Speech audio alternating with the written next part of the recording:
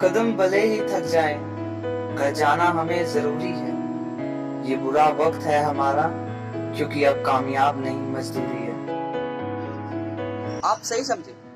मैं आज उन लोगों के बारे में बात करने चाह रहा हूँ जिनकी वजह से आज हम लोग तो घर पर हैं, मगर आज वो बेघर हो चुके हैं। कभी किसी ने सोचा भी नहीं था कि कभी कोई ऐसी बीमारी आएगी जिसकी वजह से अमीर से लेकर गरीब सबके कारोबार ठप हो जाएंगे।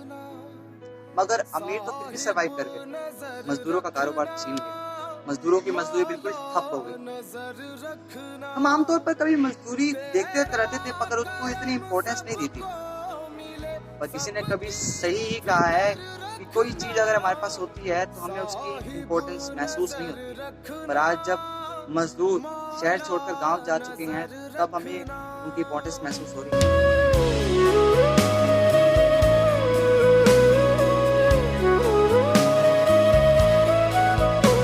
आज इस लॉकडाउन के चलते मजदूरों को कई तरह की परेशानियां उठानी पड़ी, शायद उतनी ही जिसकी कोई हद ही नहीं। पर इस कोरोना ने उनके पेट पर ऐसी लात मारी कि वो किसी काबिल ना रहे। तो फिर भी उन्होंने कोशिश करी है कि खुद को बचाने की। उन्होंने बस से यात्रा करने की सोची, साइकिल से यात्रा करने की सोची, ताकि वो गांव चल सके। कईयों ने तो पैदल यात्रा करने की सोची। कई हजार किलोमीटर की यात्रा आसान नहीं, कह सके तो शायद नामुमकिन। पर किसी ने सही कहा है दोस्त कि खाली जेब और भूखा पेट सब कुछ सिखा देते हैं। तो लोगों ने पैदल यात्रा करनी शुरू कर दी। माओ ने अपने बच्चों को कंधे पर टांग कर, अपने सामान पर सुलाकर उन्हें गांव जाना शुरू कर दिया, पैदल यात्रा करनी शुरू कर दी। क्या करते बेचारे, और कोई रास्ता भी तो नहीं था उनके पास।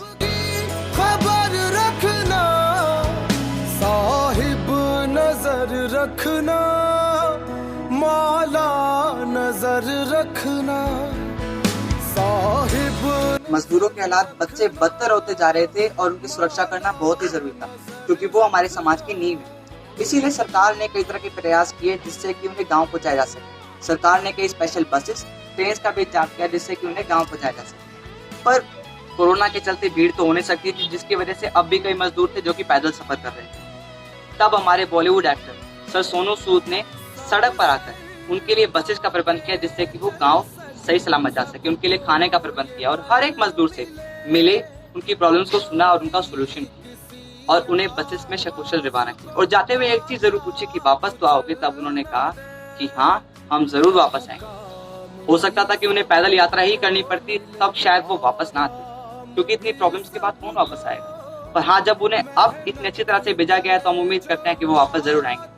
तो मैं और आप, हम सब मिलकर थैंक यू बोलना चाहेंगे हमारी सरकार को, बॉलीवुड एक्टर सर सोनू सूद को, और ऐसे कई लोगों को जो अब इस महामारी में मजदूरों की हेल्प कर रहे हैं ताकि वो सही सलामत घर पहुंच सके। मैं भगवान से यही अंत में दुआ करना चाहूंगा कि जो मजदूर हैं उनको ऐसा दिन कभी ना देखना पड़े, ये बीमारी ठीक हो जाए और वो जल्द ही जल्द वापस आए शहरों में और नए भारत की नई नींव खड़ी करें। नजर रखना।